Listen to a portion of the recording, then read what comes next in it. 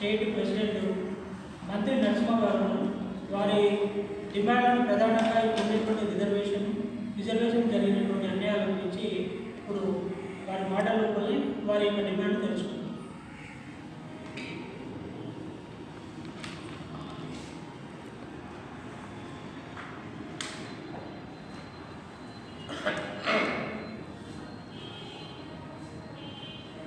ఏదైతే మున్సిపల్ కార్పొరేషన్లో SC ST రిజర్వేషన్లు తగ్గించి ఎస్సీ ఎస్టీలకు తీరని అన్యాయం చేశారు. దాని విషయాన్ని పురస్కరించుకొని గత 3 రోజులుగా ఎప్పుడైతే ఎన్నికల మున్సిపల్ కార్పొరేషన్ యొక్క వాళ్ళ యొక్క రిజర్వేషన్లు వెలువడినాయి, ఆనాటి నుండి నేటి వరకు అన్ని దళిత గిరిజన సంఘాలన్నీ కలిసి వారికి జరిగినటువంటి ఆ జాతికి జరిగినటువంటి అన్యాయంపై గొంతెత్తి చాటి రోడ్డు మీదకి వచ్చి ఉద్యమాలు చేస్తేనే ఏదైతే నిన్న ఎస్సీలకు కేటాయించినటువంటి 3 సీట్లను 5 సీట్లుగా, అదేవిధంగా ఎస్టీలకు కేటాయించినటువంటి 1 సీటును 2 సీట్లుగా పెంచడం జరిగింది. కానీ మేము దీన్ని కూడా స్వాగతిస్తలేము. ఎందుకంటే ఎస్సీ ఎస్టీలకు దక్కాల్సిన వాటా ఏదైతే నిన్న ఎంపీ మల్లురావు గారి మాటల్లో ఏదైతే పట్టణ కేంద్రంలో ఉన్నటువంటి మున్సిపల్ పరిధిలో ఉన్నటువంటి ఎస్సీ ఎస్టీల యొక్క జనాభా దామాష ప్రకారమే రిజర్వేషన్లు ఉంటాయని మాట్లాడుతూ ఉన్నారు. నిజంగా ఎస్సీ ఎస్టీల యొక్క జనాభా ఎంత ఉందో తేల్చాల్సిన బాధ్యత ప్రభుత్వం పైన ఉంది, అదేవిధంగా అధికారుల పైన ఉంది. కానీ ఆ విషయాన్ని మభ్యపెట్టి మీరు అడిగినందుకే మేము పునర్పరిశీలించి రిజర్వేషన్ శాతాన్ని పెంచినాం, ఇంతకన్నా మీకు ఎక్కువ రాదనే ఒక ఆలోచనతోన మనల్ని మభ్యపెట్టే ప్రయత్నం నిన్న ఎస్పీ ఆఫీస్కి పిలిచి ఎమ్మెల్యేతో పాటు ఎంపీతో పాటు మిగతా అందరూ పార్టీకి సంబంధించిన పదవుల్లో ఉన్నటువంటి ప్రతి ఒక్కరు కూడా వచ్చి మాట్లాడడం జరిగింది.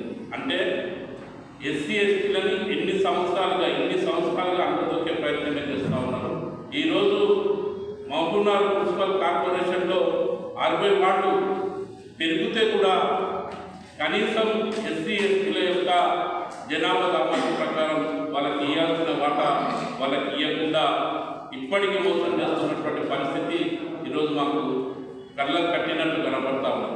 నిజంగా 2020లో ఏదైతే మున్సిపల్ ఎన్నికలు జరిగేటప్పుడు అప్పుడు మున్సిపల్ పరిధిలో ఉన్నటువంటి ఎస్సీల వాటా 13.5 అని జనాభా ఉందని వాళ్ళే తెలిసింది. ఇప్పుడు ఏం చెప్తా ఉన్నారు, 11.5 అంటారు. అంటే 11.5 అన్నా కూడా ఖచ్చితంగా ఎస్సీలకు రావాల్సింది ఎంత, 7 సీట్లు వస్తాయి. కానీ ఇప్పుడు మీరు ఇచ్చింది ఎంత, 5 సీట్లు మాత్రం. అంటే ఇట్లా ఎస్సీ ఎస్టీల యొక్క జనాభాను తగ్గించే ప్రయత్నం చేస్తూ ఉన్నారు. అది అధికారికంగా కాదు, అనధికారిక లెక్కలే చూస్తూ ఉన్నారు. కానీ అధికారిక లెక్కలు మాత్రం చూపెట్టకుండా ఎస్సీ ఎస్టీలను మోసం చేస్తూ ఉన్నారు.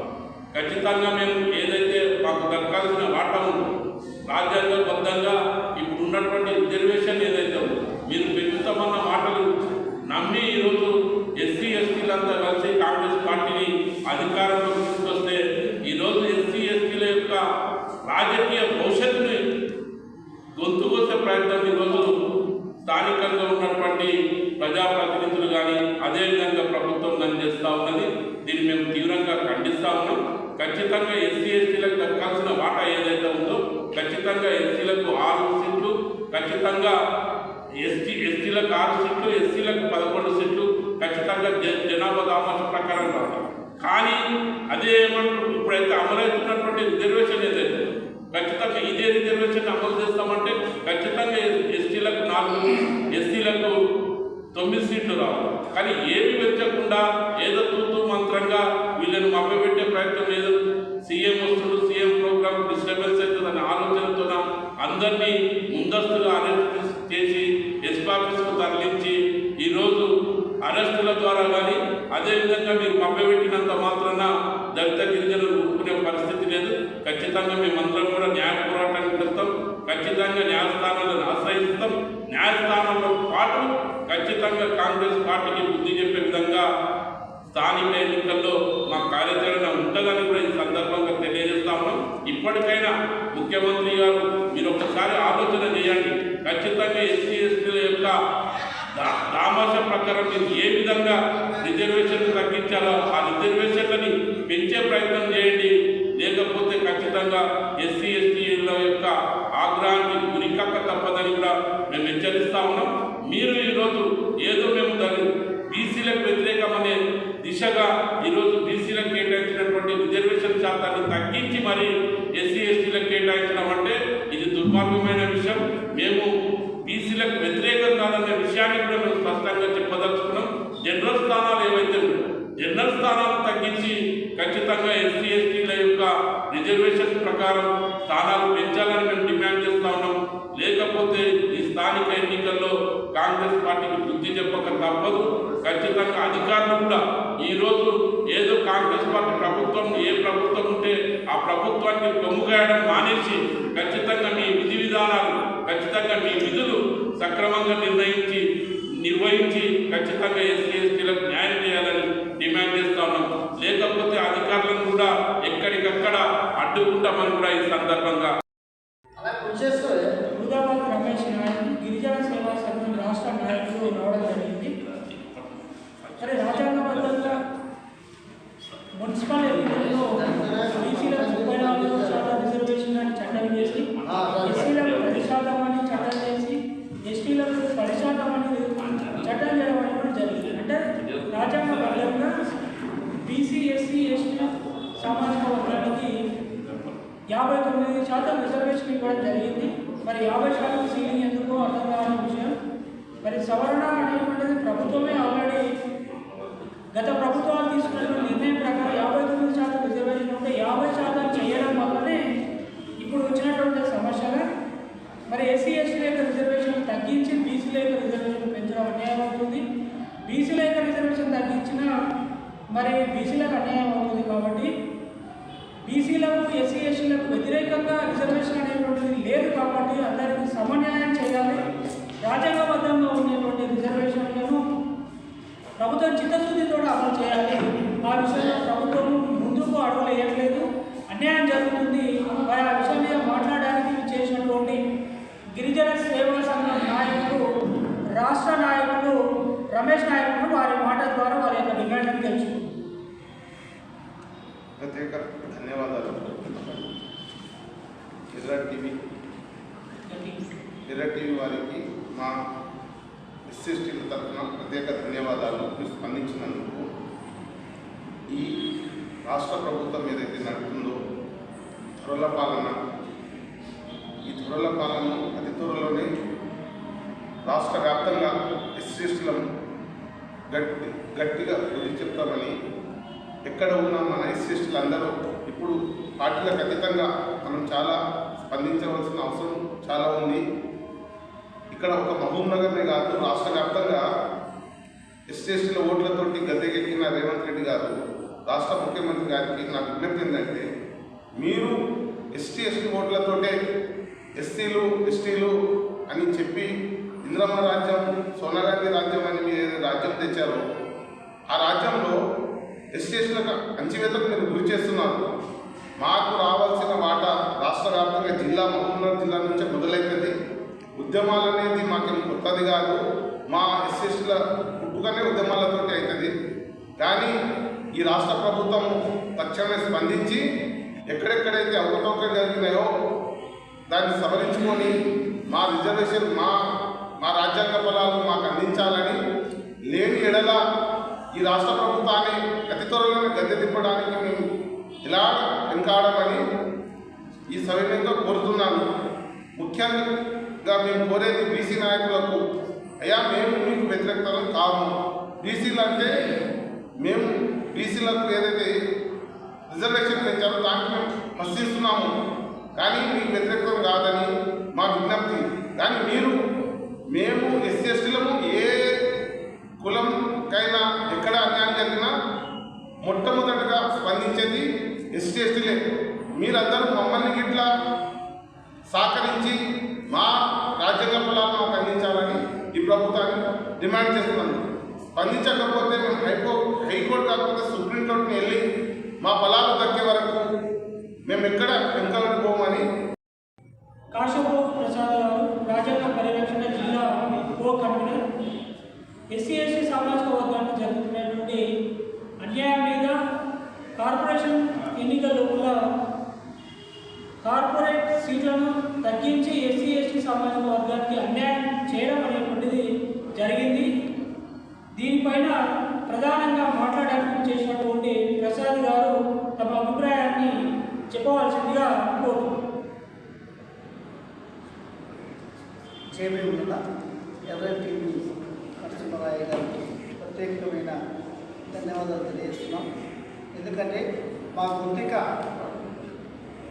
పబ్లిక్కి తీసుకుపోవాలంటే ప్రధానంగా మీడియా, కాబట్టి వారికి ప్రత్యేకమైన ధన్యవాదాలు తెలియజేస్తూ ఈరోజు ఎస్సీ ఎస్టీ ప్రజలు మహబూబ్ నగర్లో 2011 ఎంత శాతం ఉన్నదనేది మనము లెక్కలు చూస్తే ఎస్టీలు 12,000, అదేవిధంగా ఎస్సీలు 22,000 2011లో ఉన్నారు.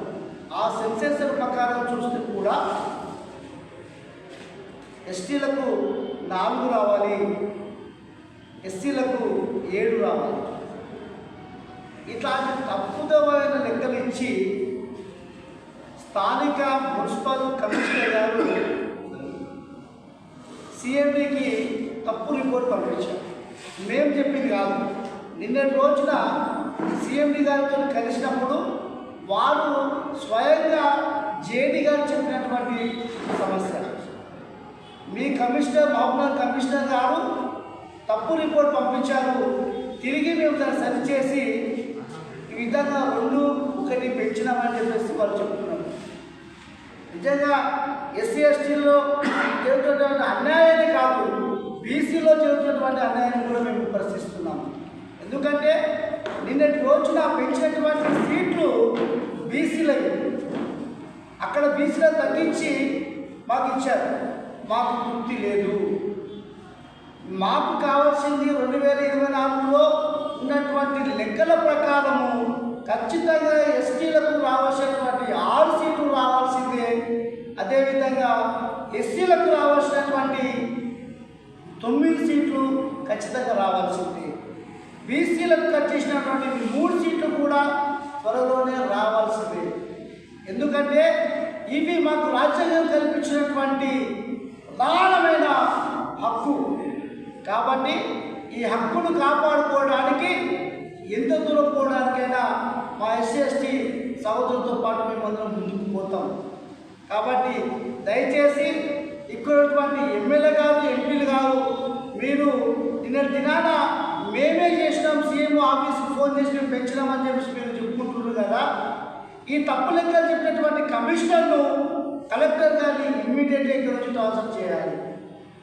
వారు ఖచ్చితంగా తప్పు రిపోర్టులు ఇచ్చారు కాబట్టి ఇమ్మీడియట్గా మీరు వారిపైన యాక్షన్ తీసుకోవాలని కోరుతున్నాం సీఎం గారు. ఎందుకంటే మా జిల్లా వాసిని కాబట్టి ముఖ్యమంత్రి గారు మా జిల్లాలో, మన జిల్లాలో జరుగుతున్నటువంటి అన్యాయాన్ని ఖచ్చితంగా మీరు దాన్ని మీ దృష్టికి తీసుకొస్తున్నాం. కాబట్టి దాన్ని పరీక్షించాల్సిన బాధ్యత మా జిల్లా వాసిగా, ముఖ్యమంత్రిగా మీకు బాధ్యత ఉంది. కాబట్టి ఇట్లాంటి అన్యాయాన్ని ప్రశ్నించడానికి రాజ్యాంగ పరిరక్షణ కమిటీ నుంచి మేము ముందు ఉంటాం. దీన్ని ఎప్పటికప్పుడు ఖండిస్తాం.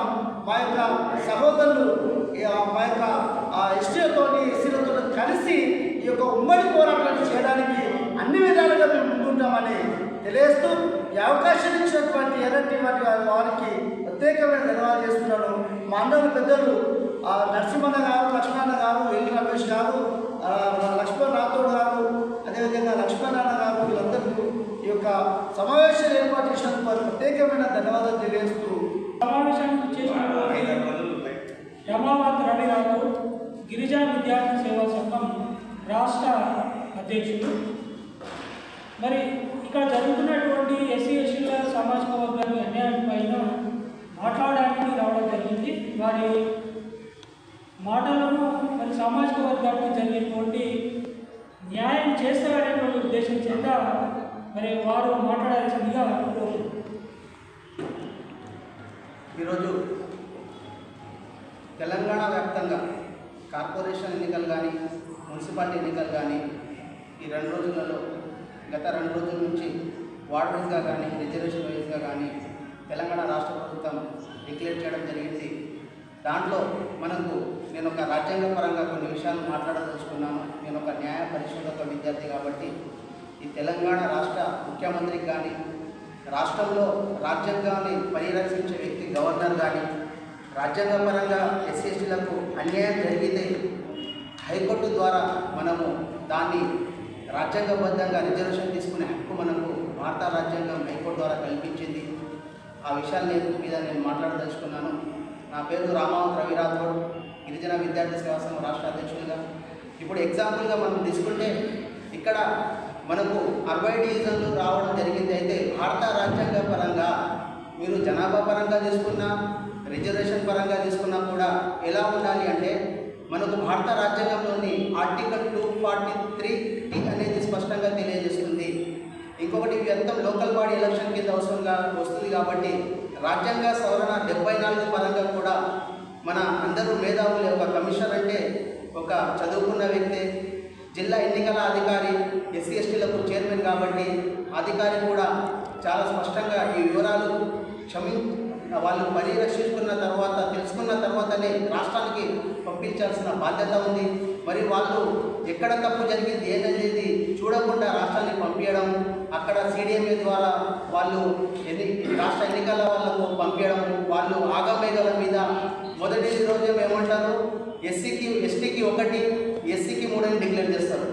అదే ఎస్సీ ఎస్టీ ఐక్య సంఘాల జాయింట్ యాక్షన్ కమిటీ ఆధ్వర్యంలో రాజ్యాంగం కొరకు మనకు అన్యాయం జరిగింది, న్యాయం కొరకు రోడ్ల మీద ధర్నాలు చేస్తే, మున్సిపాలిటీ ఆఫీస్ దగ్గర ఘెరావు చేస్తే మళ్ళీ అది ఏదో చిన్నపిల్లల ఆటలాగా అయిపోయింది. ఎందుకంటే మళ్ళీ ఆగమేఘాల మీద ఎస్టీలకు 2 చేయడము, ఎస్సీలకు 5 చేయడం అంటే ఇది ఒక రాజ్యాంగం, ఒక పాలసీ అనేది ఉంటుంది. ఒక 6 నెలల ముందుకెళ్ళే పాలసీ ఉంటుంది. జనాభా గణన కానీ రోస్టర్ మెథడ్ కానీ డివిజన్లు వైజ్గా కానీ అలా చేయకుండా అంటే మనం ఈరోజు కొంత వ్యక్తితోటి చేస్తేనే వాళ్ళకి 2, 5 అయింది. ఈరోజు ప్రతి పార్టీలో ఉన్న ఆశావాహులు నేను వాళ్ళకి కోరేది ఒకటే, ఇక్కడ మేము మాట్లాడటం ఎవరు ఇక్కడ కంటెస్ట్ చేయడం లేదు సీట్లలో మాకు కావాలని. కావున బీజేపీ కానీ బీఆర్ఎస్ కానీ కాంగ్రెస్ కానీ మీరందరూ మనకు రాజ్యాంగపరంగా అన్యాయం అవుతుంది, మురుకులారా మీరందరూ బయటికి రండి.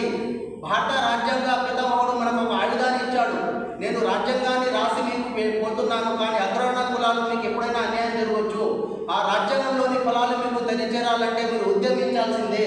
కావున బీఆర్ఎస్ కానీ కాంగ్రెస్ కానీ ఏ పార్టీలో ఉన్న కాంటెస్టెడ్ చేసే అభ్యర్థులు ముగ్గులారా బయటికి రండి. కొందరు ఏమనుకుంటారంటే ఏదో వాళ్ళు భారత రాజ్యాంగం రచించినట్టు నేను చేసిన అని వాళ్ళు దండలు ఇప్పించుకోవడం, ఆగమేఘాల మీద ఇట్లా చేయడం అది పద్ధతి కాదు.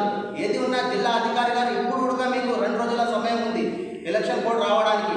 కావున ఇప్పుడైనా ఎస్టీలకు బరాబర్ 10% పరంగా 6 సీట్లు కేటాయించాల్సిందే, ఎస్సీలకు బరాబర్ 9 సీట్లు కేటాయించాల్సిందే. 10+15 25% అవుతుంది. సుప్రీంకోర్టు పాలసీ ప్రకారం 50% దాటకూడదు అంటున్నారు. సరే ఆ 25% బీసీలకి ఇవ్వండి. జనరల్లో మీరు 30 ఎందుకు చేస్తారు? వాళ్ళకు మీరు ఇప్పుడు కాంగ్రెస్ ప్రభుత్వం 42 అంటుంది. కావున జనరల్లో కూడా వాళ్ళకు మిగిలిన 30 సీట్లు మొత్తం బీసీలకి ఇవ్వండి. మాకు సంతోషం. ఎస్సీ ఎస్టీ బీసీ బహుజనుల రాజ్యం రానియండి. ఎట్లా ఎంపీ ఎమ్మెల్యేలో మాకు ఎట్లా రానియారు? కావున ఈ లోకల్ బాడీ ఎలక్షన్లో మొత్తం ఎస్సీ ఎస్టీ బీసీలకు లీడర్లను తయారు చేయండి అన్ని పార్టీ వాళ్ళు కలిసి. కావున ప్రతి పార్టీ వాళ్ళకు నేను ఒకటే చెప్పదలుచుకున్నాను, మనకు ఈ విధంగా ఈ 2 రోజుల న్యాయం జరగకపోతే మనం ఎస్సీ ఎస్టీ ఐక్య వేదిక ఆధ్వర్యంలో మనమందరము హైకోర్టును ఆశ్రయించాల్సిన అవసరం ఉంది. రాష్ట్రంలో రాజ్యాంగాన్ని కాపాడాల్సిన బాధ్యత గవర్నర్ ఉంది. కాబట్టి ఈ 2 దగ్గర కూడా మనము ఒక కమిటీగా ఏర్పడి పోవాల్సిన అవసరం చాలా ఉంది. ఎందుకు మన బిడ్డల కొరకు. కావున ఈ ఎరా టీవీ ద్వారా మన యొక్క సమస్యను చెప్పడానికి అవకాశం ఇచ్చిన ఈ ఛానల్ వరకు నేను